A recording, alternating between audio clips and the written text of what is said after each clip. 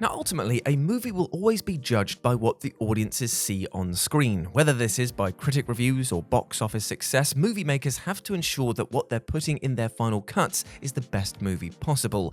And yet, sometimes what happens off screen is just as important as what happens on. Now, all of the moments on this list, albeit unseen by audiences, must have happened within the confines of their movie's narrative. They weren't filmed or even scripted, but in the world of their respective movies, they undoubtedly took place at one point or another. And to be honest, the ones that we're going to be talking about today are, well, kind of awkward indeed. So let's take a look at them. As I'm Jules, this is WhatCulture.com, and these are 10 awkward movie moments that must have happened off screen.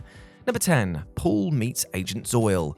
Paul. Now, Simon Pegg and Nick Frost have been frequent collaborators and good friends for many, many years, what with their most notable on-screen work together being Edgar Wright's Cornetto trilogy. But away from Shaun of the Dead, Hot Fuzz and The World's End, there was Paul. Now, Paul took the English duo across the pond and brought them together with a ridiculous supporting cast, including Seth Rogen, Bill Hader, and Sigourney Weaver. And one of the key players in the movie was Agent ZOIL, played by the ever-brilliant Jason Bateman. Though Bateman was initially portrayed as an FBI agent obsessed with recapturing Paul, it was later revealed that he was actually Paul's friend and was trying to save him from the big guy. At some stage then, this FBI agent must have come across an alien, and instead of doing what he was supposed to do, what he would have been expected to do, he ended up befriending him. This might not even be so strange, since exactly the same thing happened when Graham and Clive first met Paul, but at some point Paul also introduced ZOIL to his future wife. Now, how does that conversation go?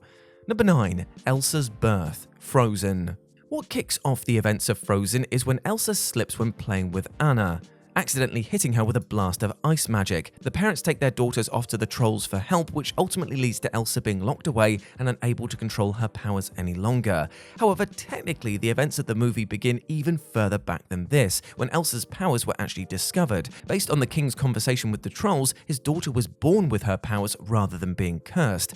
If the fear the king had of anyone finding out about Elsa's powers is anything to go by, these kinds of abilities weren't exactly common. So what must have gone on when Elsa was born with them? As a newborn, she would have had no way of controlling her powers, and yet, since the king was so certain she had them from birth, it's likely that there was proof of this potentially as early as her delivery. In all likelihood, this would have been a scene of terror, chaos, and confusion as the child shot ice beams at unsuspecting midwives and doctors around the room. Number 8. Peter's Magneto realization. X-Men Apocalypse. From Days of Future Past onwards, Evan Peters' Quicksilver/Peter Maximoff became one of the best parts of Fox's X-Men franchise, and one of the most iconic scenes, not just for Quicksilver himself, but for the franchise in general, is when he, Charles, and Wolverine break Magneto free from the Pentagon. And there was enough time during the prison break for Quicksilver to have a little chat with Eric, including something of an Easter egg for comic book fans who knew the speedster's true parentage. Quicksilver, in ignorant bliss, told Magneto that his mother once knew somebody who could manipulate metal, but had no idea that he was now talking to that exact same person. 10 years later, during X-Men Apocalypse, Quicksilver asked Raven more questions about Eric, about what he was like, and if he was really a bad guy. It turns out that in the time between movies, the young man had figured out who Magneto really was. Parental issues are nothing new in comic book movies, but imagine the feeling and the look on Quicksilver's face when he discovered that the man he helped escape from the Pentagon, the man who killed the president, was indeed his father. Number 7. Life after the game. The Longest Yard is a story in which Paul Crewe and the inmates of Allenville Prison stand up and fight back against the warden and the guards who treat them so poorly on a daily basis. It's about finally getting to win for once, and that is exactly what they do. Though Paul originally has a tough time getting the team together, the pieces of the puzzle start to fall in place. They have a genuinely decent team, and after Caretaker's death, they have something more meaningful to fight for than just beating up the guards. Mean Machine were there to just take a pounding, but they came together to actually win. But to the warden, this was so much more than just a game. He was completely humiliated when he lost to Crewe and company, so just imagine the consequences coming the way of the players. They may have had their day in the sun and could celebrate their win for a night, but the next day, well, they were going to be back to the same old routine of being under the rule and thumb of the warden and his guards. You can just picture an inmate being sent to the hot box for a week for the simplest of things, but obviously the movie was never going to show this after the high of their big win. Number 6. Getting rid of SMAUG'S corpse. The Hobbit, The Battle of the Five Armies. When the king under the mountain and his company have come through Lake Town with the promises of ridding Erebor of Smaug, there was a mixed reaction to say the least. The master was all too happy to see them to their task, but Bard was far more skeptical, and for good reason. The dwarves' infiltration of what the dragon claimed to be his own home led to the direct attack on the floating town. Everything was burned to ash, but Bard was ultimately able to put the chaos to an end with a black arrow, in the way that his ancestor couldn't. Smaug fell from the sky and was no more. The story then moves to Erebor, the site of the Battle of the Five Armies, and all the people who laid claim to the share of the wealth. This included Bard, who believed the people of Lake Town were owed their fair share to rebuild their home, but upon their return, they would have had a much bigger issue, quite literally in fact. Aside from the money needed to rebuild, wouldn't Lake Town's biggest concern be what to do with the giant dragon corpse that crushed their home? How would you even go about moving such a behemoth? There ain't no cranes in Middle-earth, let me tell you that, and those eagles that everyone loves to use as a get-out-of-jail-free card, well, they ain't strong enough to lift that thing. Number 5. Truman moving into the real world. The Truman Show. Everyone loves a happy ending, right?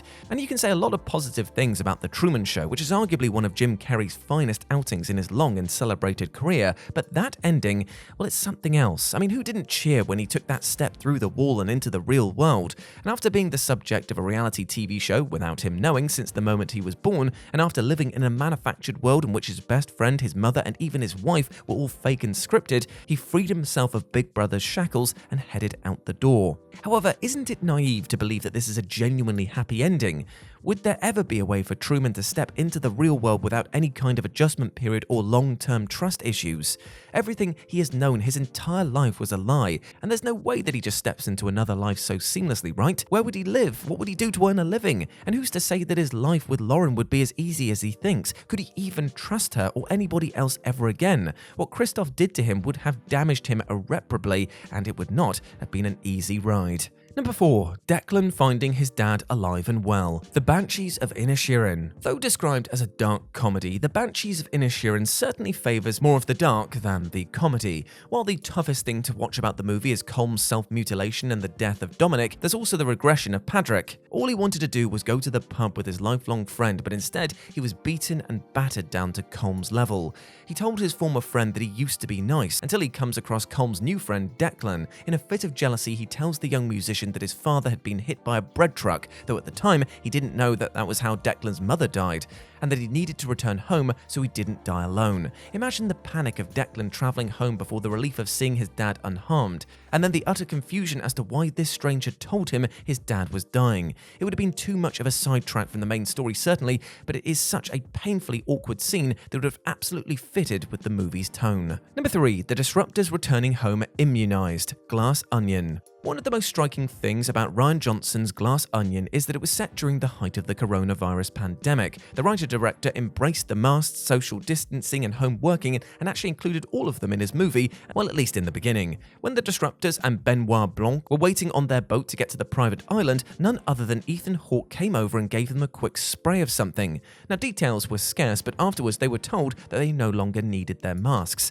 It would seem that, amongst the ridiculousness of the millionaire's career, his company created a cure, or at least an immediately and totally effective vaccination, and chose not to share it with the rest of the world. Instead, his friends and Benoit Blanc were all immunised so that they could spend a weekend away without having to worry about things like masks and social distancing like the rest of the bloody world.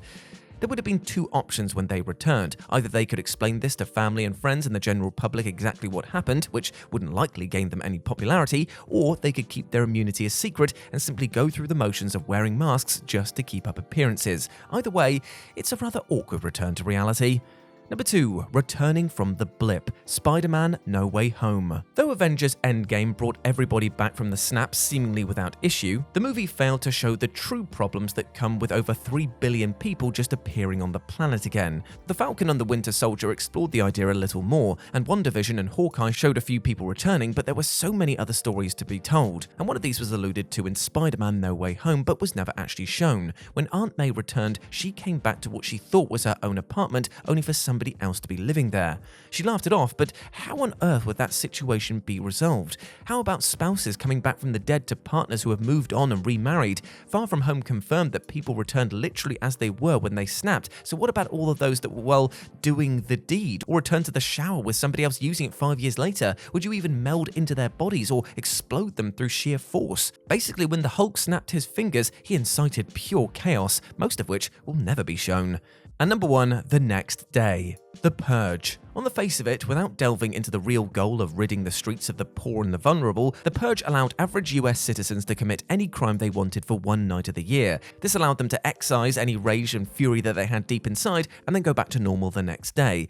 But just how normal actually is the next day? There was a glimpse at the wonderful awkwardness between Mary and her neighbors once the Purge was over in the first movie, but this is just the tip of the iceberg. You can imagine how many disgruntled workers used the annual killing spree to target their own bosses. I mean, just imagine the conversations at work the next day. You didn't do anything illegal, quite the opposite in fact. So would you hide it, or would you embrace and celebrate that you were the one that got rid of the boss? On a wider scale, what about the chaos on the streets the next morning? The roads would be littered with the evidence of the previous night's atrocities, yet you'd be expected to ignore the brutally murdered corpses near your home, the fires that are still raging, or what you may have seen loved ones doing. No matter what you saw or who you saw doing it, surely pretending like things were normal the next day would be utterly impossible, and definitely more than a little awkward.